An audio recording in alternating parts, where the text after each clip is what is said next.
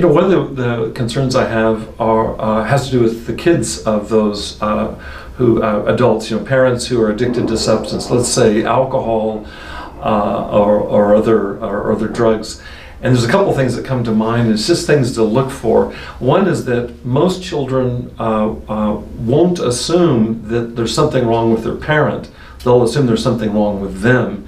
And so that child is very likely to assume if the parent, for example, isn't paying attention, owing, let's say, to addiction, and we know that the parent's addicted, but the child wouldn't necessarily understand what that means, that child will somehow assume that they're not worth being paid attention to. And so they're going to need special support either from another family member or maybe from a therapeutic resource like a coach or a teacher or a counselor.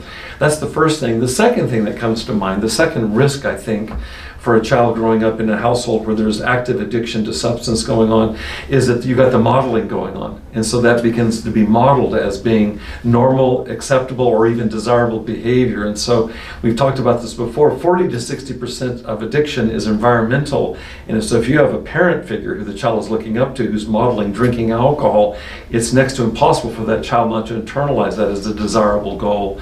And so that needs to be addressed as well. And that can be addressed by the same resources we talked about. We talk about these things very practically at the Vitality Project, including issues of parenting, how to raise children, how to keep children with resources and support. And I invite you to consider joining our community for just that kind of conversation.